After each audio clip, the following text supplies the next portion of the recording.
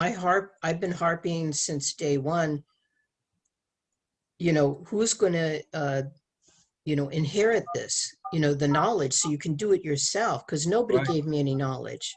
You know, I had a wonderful program. I had the scripts, I had my equipment. That's it. You know, nobody showed me to do anything. You know, I had to figure it out. And, you know, God left a trail for me to follow, you know, people that got so inspired, and then word of mouth and all of these things, you know. So I know this fear. The last thing I ever wanted to do was be a public speaker. I couldn't even speak one-on-one to people, you know. And you know, even in the beginning, I was even reflecting today, how did this all start? You know, and you know, years ago, I was, you know, in a van with a guy who knew a missionary that was in China for a lot of years. His glasses were this thick, and somehow he was kind of spiritual. And so we went into his little chapel. It was in just outside Las Vegas, I think. And you know, he says, write down 3 questions and then put a design on the outside so you'll know it's you, you know. So he picks it out of the hat. He's never met us before. I never met him. And one of the questions I asked, what will I be doing in the future? He says, I see this person on the stage giving lectures on health. And I thought, that's funny, because I was really into herbology and a lot of esoteric things in California. This was like in the 80s. So it was like really not even 80s. It was in the 70s, early 70s. And I thought, no way, I'm not going to be on no stage speaking to people, you know. Bertie, you're recording, right? Yeah. Okay, sorry. and So go ahead. and and then look what happened. My first audiences were 500 to 600 people in Mm. Russian language, you know, not 2 people. Not My first one was a teacher's workshop, Russians, you know. They flipped out over the program. And I didn't. And I was thinking, if I wait until I'm ready, I will be 80 years old, you know. And so this was in 1993. And in my one workshop that I had with Richard, because this is what happened. I'm watching the news. I'm at my mother's house. And these people went to a Catholic school, not a regular school, Catholic school. They're handing out condoms. It was ACT UP was the name of the program, right? And here, go have fun. You know, here, just nothing about relationships, nothing about instructions, nothing. Just here's a condom. Go have free sex. You know, have fun. And this was, you know, still we were in the AIDS epidemic. And so I was so angry, I wanted to go break some legs. And I thought, well, that'll end me up in prison, you know, so I can't do that. And then I had heard about Richard when he came to my apartment when we lived in Fairview. And he says, I'm working on an AIDS prevention program. And I want to practice to show, you know, some people that lived in our apartment complex. But Linda, you have children you can't watch. So you have to take your children in the bedroom. So I never got to see it. I didn't get to hear it, but I knew he had it, right? And then so when I'm in California, I said, I need to do something. I can't just sit back and let things happen like this, you know, and I'm so angry and so upset. And so Richard said, well, I'll do the work. I'll do a workshop. If you get 40 people to come and each of them pays $10, I'll come out and do the program all the way to California. I go, well, this is great. I got exactly 40 people. I got the YMCA donated. And so he did it. So he's giving his basically AIDS. It wasn't that much character education, you know, but a lot about STDs. And the one thing that stuck with me, he said there was one woman who was in his group who took the training, but she had no confidence to speak to people. So she would practice every day in front of her dog, every day in front of her dog. So then finally she got a gig where she was speaking in a classroom, but she got a very long cord. Back then we used the carousel projectors, you know, we didn't have laptops and all that, and a long cord. So she stood in the back of the classroom so she didn't have to face the students. She gave the presentation. The teacher, the science teacher that she spoke to said, that was the best presentation I've ever heard in my life. And I go, if that woman could do it, maybe I can too, you know? And again, I had to do it in Russian, so I could only speak chut-chut по-русски, which is just a little bit. I could shop in the market, you know? But I always had some college students translating for me. And I tell you, it became such a big thing. They said, "Oh, Miss Linda, do we have to get like basically a big expensive car to BMW?" I says, "You can send me a dog sled if you want. I just can't deal with your streets anymore." And one time, and I'm in Minsk, right? And this Jeep rolls up in front of my apartment, and they've got the Kalashnikovs hanging down. Those are like ARs, right? I go, crap, who's this? They knock on my flat and they said basically in Russian, "We came here to pick you up to take you to the school." I go, okay. I put my equipment in the Jeep.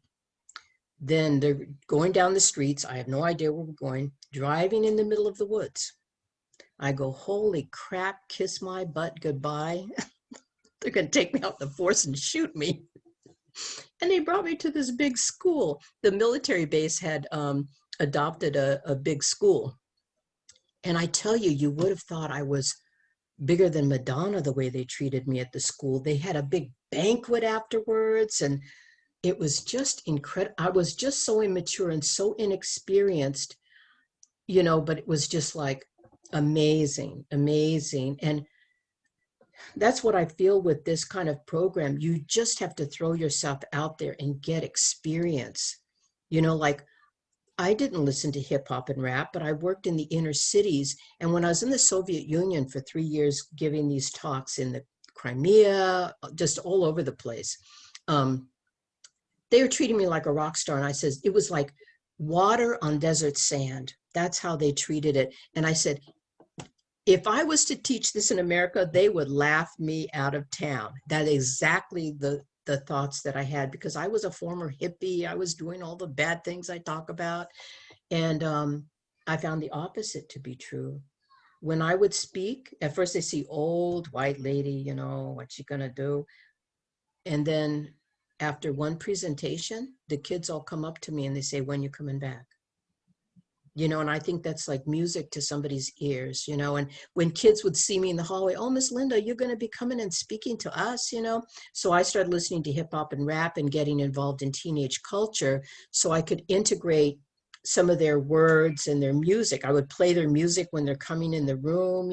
I never try to act cool. I can't dance or any of those things. And I tell them, I'm not cool, but I'm very real. I tell them how old I'm almost 75 years old. I'm not cool, but I'm very real. And if my realness gets too much for you, well, you're just going to have to deal with it. You want me to sugarcoat it, or do you want me to give you the real deal? They'll shout, "We want the real deal."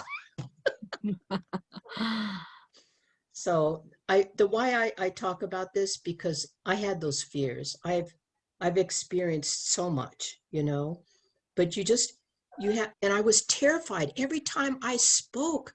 At least for the first 5 years in the Soviet Union and America, I felt I'm going to have a heart attack. I really felt I'm going to have a heart attack.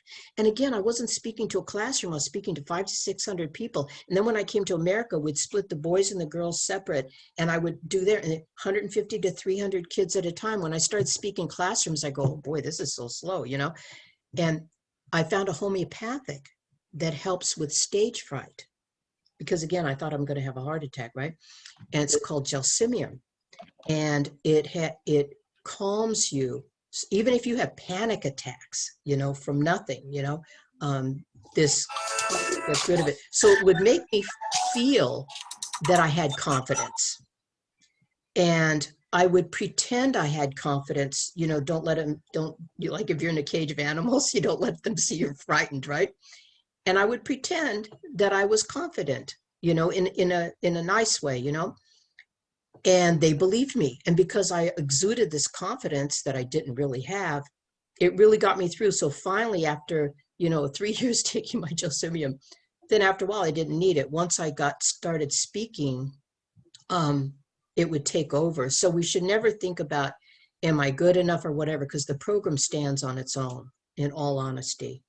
The program, I have such bad memory, even to this day, like Bergie, I sent the same thing twice. I can't remember, but always, and I read the script, I highlighted it and just spoke the key points. For the first 3 years that I gave the program, I said, I need a podium and an electrical outlet and a screen or a wall or whatever you can give me, and, that's how I had to do it. So when people feel fear. I know exactly what you're talking about, and too bad. How do you grow as a human being? You face your fears and you do it anyway. What are they going to do? Throw you out of town? I've never had one person say, Miss Linda, what you're saying is not true. You know, they say, holy crap. I had a Russian teacher. She was like a guidance counselor. She said, Linda, this is the book I give on sex ed to the kids when they come to my office to speak. And it was all about sexual positions with pictures and stuff. She says, you see what I'm going to do with this book now? She threw it in the garbage. She says, I'm teaching abstinence from now on. This makes sense. What I was teaching didn't make sense. She thought she's like a new age, you know?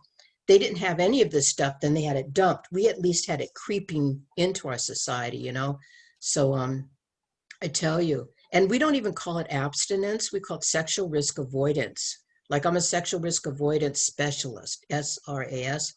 And, you know, we need to get certified for that and everything, because I never liked the word abstinence. It always seems so restricting, even though how do you get over alcohol addiction? You abstain from alcohol. You abstain from environments that will make you want to do these things. How do you deal with drugs? Abstain from drugs, you know? So the same thing with, look at this guy that shot up, killed 8 women in these massage parlors yesterday. Oh my God. People want to blame because of the virus. No, that's not why. He said, I go to these places, I get massage, which basically you get sex. They're all sex workers. They call it massage parlor, spa, whatever. He says, the only way I could stop is to kill them because I can't stop. I have a sex addiction problem. God.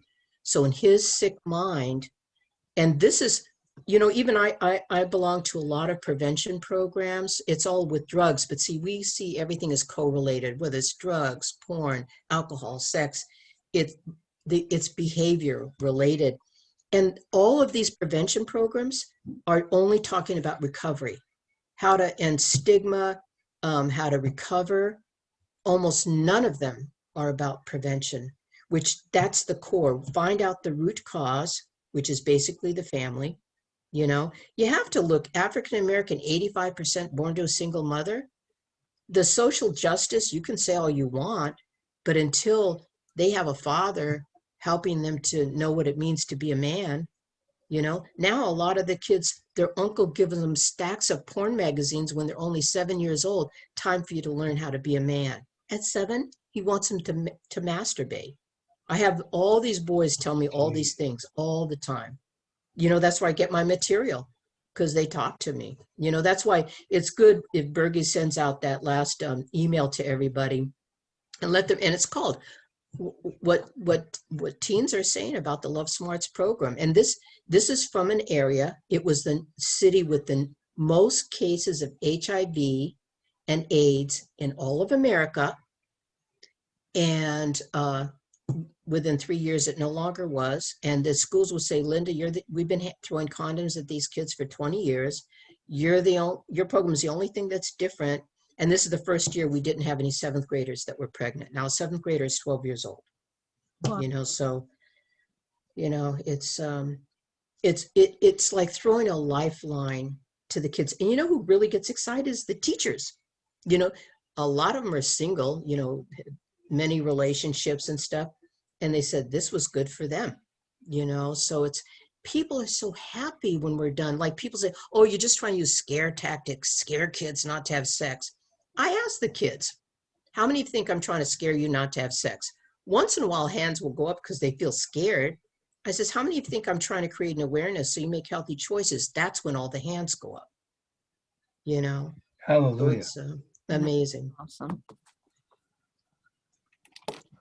You know, I'm so glad you're sharing this because actually, I think this program, it's just like what the Second King is doing. He's coaching the first generation, all these things, and he's teaching, well, I'm sorry, he's coaching the second generation, all these things, and he's teaching the first generation what the hell to do.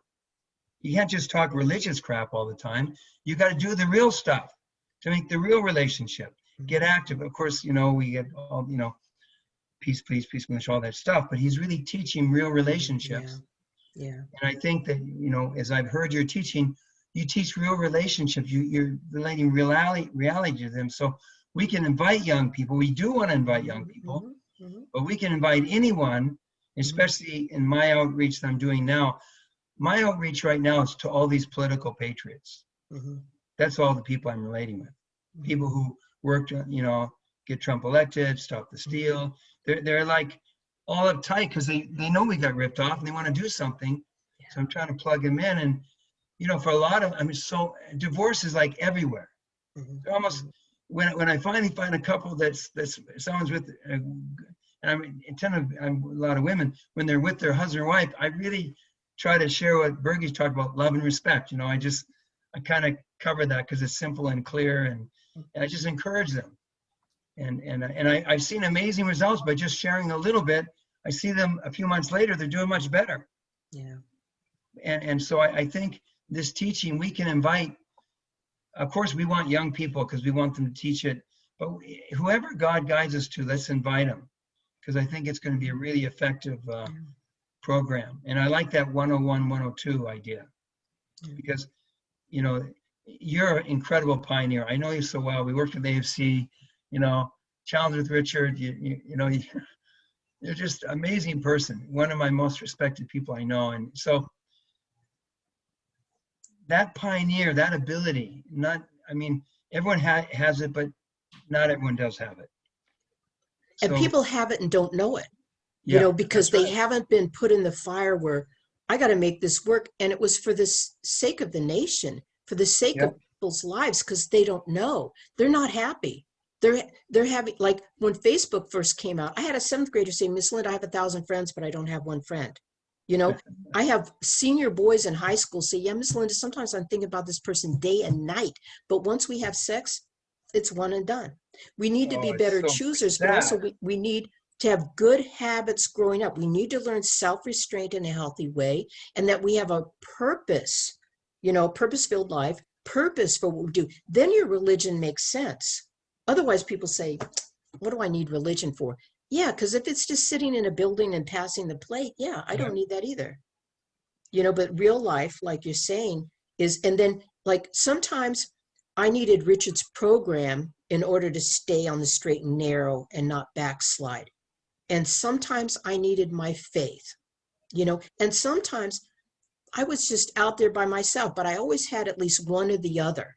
It has to go back and forth, whatever we need, to keep us going in that way. Because I need to be a living example of what we're teaching, because I go through everything that everybody else has gone through, But when I have little boys coming up to saying, Miss Linda, ever since you came last year, I've been trying to stop looking at porn. I can't, I don't know what to do, An 8th grader should not be thinking this way, should not be tortured in this way. I had college boys, they just don't know. They think they're having fun. Oh, I got to know what to do on my wedding night. I says, oh, really? So you're practicing on other men's daughters, so you know what to do. Everybody is different. Not everybody's the same. You'll be doing stuff, and then your wife will say, why are you doing that? And he says, the other girl screamed my name when I did this. What's wrong with you? So how is that a happy marriage? So it's absolutely true. It's so all those things. You see the results of the decisions people make. I always tell kids I have 3 goals. Basically, when I'm done with you, you can't tell me, your mom, or your teacher that you didn't know, because now you know. That's my goal. I'm not there to live your life, but now so it's like I was going to say, after 3 years in Jersey City, teen pregnancy went down 37%, and like the teacher said, you can't say it was condoms because we've been doing that for 20 years. Right. A condom won't protect your heart. Will a condom protect your heart? No, and it doesn't even protect you against STDs. So it's just common sense medical things.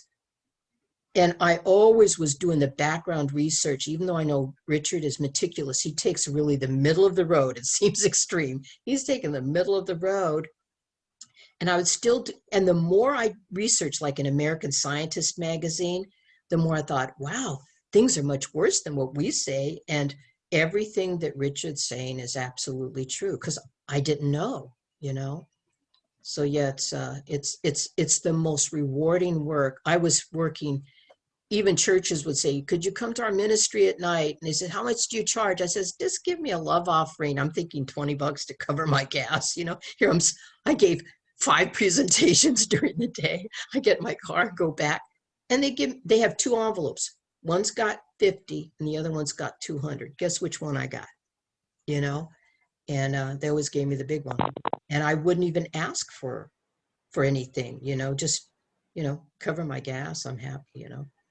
So it's, there's a lot of things, I do everything. I don't know anybody else in our organization that does things. I go to meetings all the time. Nobody seems interested. I always send an email out, how parents can deal with addiction and all this, and, networking with these organizations and people, so people know that we're alive.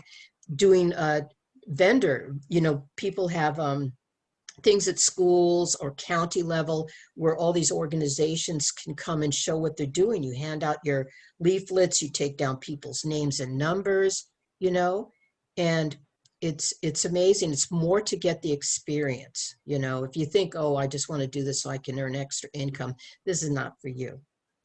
Later it probably come, you can get funding, you can get money, but I always had to have side jobs until I think 2 years ago. I always had side jobs in order to do my job, so it's really, I run off to work. Who is so happy to go to work? And here I'm an old white woman and I'm working with Black kids and they love me. I had this woman, I think I told you guys before, I see this lady, I'm school 11, I'm almost at the school. This woman is running towards me with a baby stroller. I says, oh my gosh, what'd I do this time, Are you Miss Linda? Are you Miss Linda? I go, yeah. She says, I used to attend this school. She says, now I'm married to a dentist now. My life is so good because of the things you taught. My daughter, do you think you can teach my daughter? I'm looking at her 3-year-old daughter, right? I don't know. And this is, can you teach my daughter when she goes to school? I says, I'll try. That's so precious. Yeah, and again, it's between God and the way this program is. It's not us, it's not like we have to be a certain way, a special way. In a way it is kind of, because to be a public speaker, you do have to pretend that you're confident when you're freaking out. But when you just love the people, you just show them all respect, you give eye contact, you ask the questions, you always give words of affirmation to everybody, it's they feel happy. They even sometimes they don't know what they learned, but they were left with a good feeling. So they want to come back. Honestly, with every school, my goal was that I could come back next year. And I really had trouble getting, it'd be a big hit, but the next year, oh my gosh, a pipe broke. Oh, it's so difficult. I'm so busy. I go, what am I going to do? So I started typing up all the evaluations that the kids wrote up for me. I'd separate the boys from the girls and by the grades so they could see the difference. And once I started faxing those in, the guidance counselors said, give me your schedule. Then they started having fights with each other. Who could schedule me quicker? They would be scheduling me in May for the following October and November. And they would be laughing. I got Miss Linda in there, Who would have I want guessed? to mention something which I think is significant. How many of those teachers were Democrat? All liberal Democrat. Mm-hmm. So Sure. they're being played Mm-hmm. by the elite, by the crap, by the Illuminati, all that stuff. But you get down to the root on the local area, they care about their kids. Mm-hmm. That's why if it becomes revealed all this pedophilia, they can wake up. But we gotta, in the meantime, we need to do. And They're conservatives, they just don't know it because they've been shamed into believing the Democrat way and stuff, and then the unions and all this stuff. You want to keep your job because they've always been afraid of losing their job if they don't, say the right words. So if you're a conservative or a Republican, you just stay quiet, you don't speak, and you can't trust anybody. I even had recently, my daughter belongs to a prayer group, and there was a lady at work, and this other woman knows how this woman is conservative values. She just doesn't say anything. Well, this woman very liberal person. And my daughter's friend, she knew how she was, but she had a dialogue about, political issues, and she seemed to be very respectful in the give and take. So she asked this woman a direct question, what she thought about something. She just said, very, very bland. I don't know if it was about vaccines or what it was. The woman flipped out in her face, you know, and basically stormed out of the room. And then now this teacher, she's a teacher, was so worried, oh my God, is my job in jeopardy? But then she knew that the person, the liaison to the union is pretty friendly to her. So she would, but look, this is what they have to do. So you have a lot of people that are conservatives, but they're not, and I could tell, because how could you like our program? And the thing is, even if they promoted condoms, they would feel like fools when I was done with them. Because again, how much protection does a latex condom give to protect your heart? How about HPV? More women die of cervical cancer, which the only cause is HPV, human papillomavirus, which is only caused by a sexual relationship. And even if you do, it's skin to skin contact. So even if you do wear a condom, you still have the risk. And how many kids are putting it on the condom the moment the penis is erect and outside the clothes? Nobody. They don't read the instructions, illustrations with a piece of equipment you've known your entire life, and you still don't know. How do you expect children to do this? 10 and 11 and 12, So that confuses people. I mean, I have boys and girls coming up to me. You mean Miss Linda, I don't have to have sex? And these are my Latinos and my Black kids, You mean I don't have to have sex? I said, no, sir, you don't have to have sex. It takes a real man to say no. It takes a real man to say no. And when I say that's some other man's daughter, do you want somebody's, messing around with your daughter? No, I'll smash him, Well, that's some other man's daughter, So we speak to the original mind, and it's I have no confidence in myself, but I really have confidence in this program because it makes people happy. Here we're talking about no sex, drugs, alcohol. What else is there to do? Live life. Yeah. Great. It's interesting. Yeah. The kids have taught me. The kids have trained me, honestly. They train me. So it's interesting. That's great. So the idea. So how do we get hold of this program?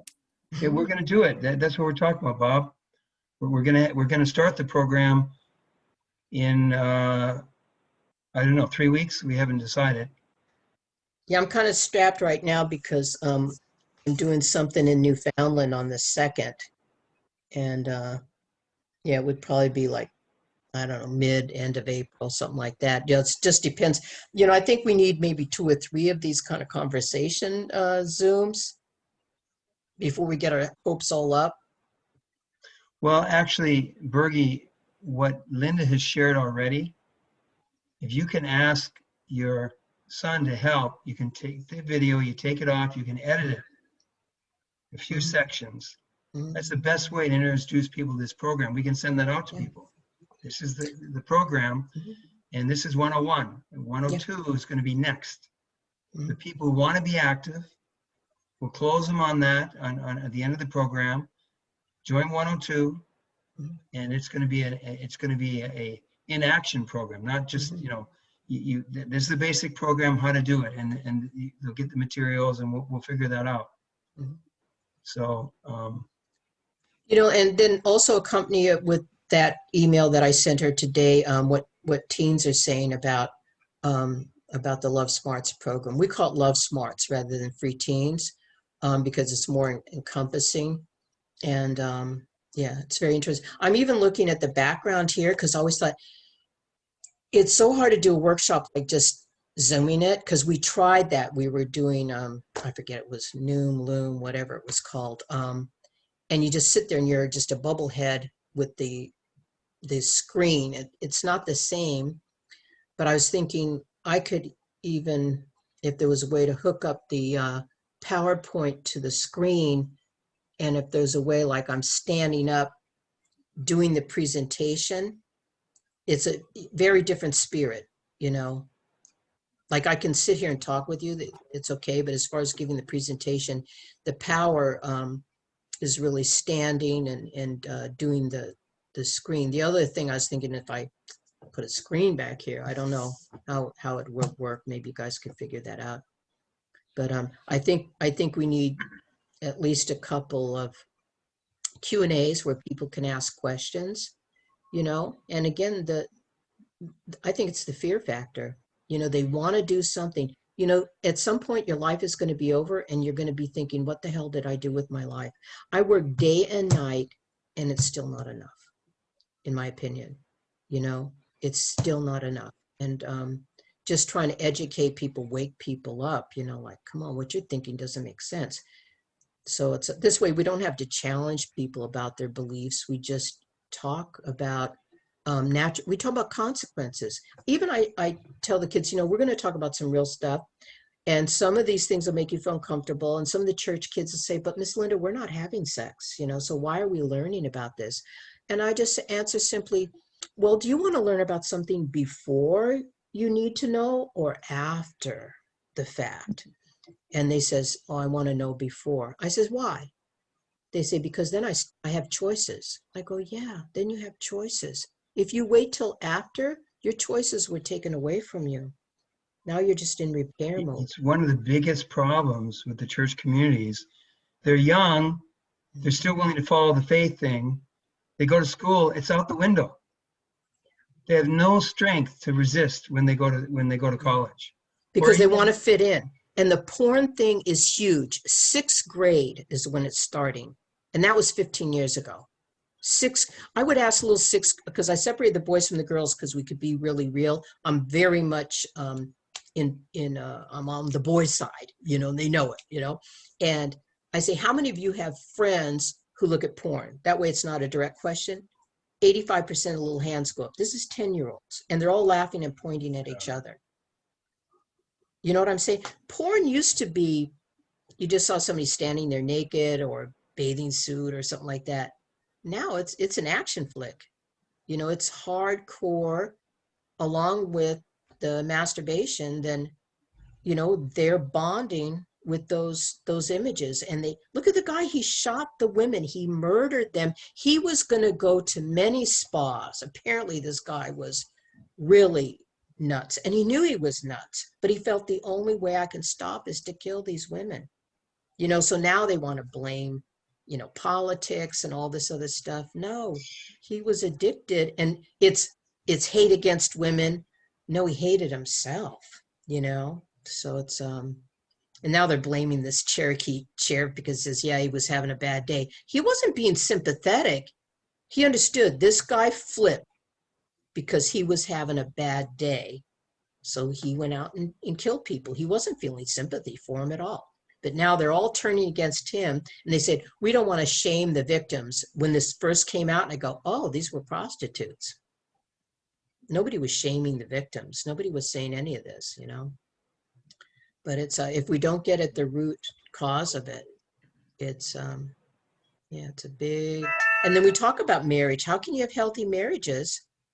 You know, and the husband is saying, why don't you make noises like all those other girls? And the wife goes, what other girls? Well, the ones on the videos. You know, it's just, it's sad. It's really, and the girls, look at the Grammys. You see, you guys don't know what they're doing. They're doing scissoring. Those hip hop girls were on a big bed together. Okay, that's all the little boys' fantasies. And when they're sticking their legs like this, what young girls are doing, they do scissoring. So they're touching their genitals together like this. So that's what those Grammy Awards, what they were doing. Oh and here, we're not supposed to say anything against African Americans. You're not supposed to say anything against women. You're supposed to treat women like a queen. But look what they're doing with themselves. You know, the top song that one was doing, Cardi B, is WAP, W-A-P. Do you know what that means? You can Google it. I'm not going to tell you. Just go Cardi B, that's C-A-R-D-I, like a card, B, and say W-A-P, capital letters. You'll see what that is. And that's that was the top most watched video and music last year. It didn't win any awards. C-A-R-D-W what? W-A-P. WAP. They're just called the WAP I song. want to see it. Hmm. Anyway, I mean, That's my world. That's a problem. Like, how do you get in it but not be of it? So everybody has to, if people have a porn addiction, they have any kind of problems, it's good if they have to be careful, what they do and listen to. There's a lot of hip hop and rap I played for the kids that was very wholesome, very wonderful stuff. But then, because I used to listen to all the hip hop stations on the way to and from work, but they got so political, I just couldn't deal with it anymore. So I haven't listened for a couple of years. But, like even Biden, he says, if you don't vote for me, you ain't black. Like, that was a big trigger for a lot of people. They said, yeah, you just use us. You use our vote. well, one thing I just like to share, when I went to CPAC, it was beautiful. There are patriots from all over the country who love the country. Mhm. They're ready to fight. Mhm. They're not giving up. So, I mean, they're all broken because the Supreme Court let us everything, but yet they're not giving up. And one thing I told people, I said, look, remember this: courage is contagious. Courage is contagious. Be courageous in whatever realm you're working in. Show that courage, act that courage, be that courage. It's going to be contagious to others. Mhm. Secondly, remember that truth will expose and dominate falseness and lies through time. Through time. You got to keep fighting courageously to keep bringing the truth forward. I know we need things at the top level and all that stuff, but if you're fighting locally, and this is exactly the content you're talking is exactly what they need. I've got women who now they're joining the school board. They're going to go out for this. They're going to do that.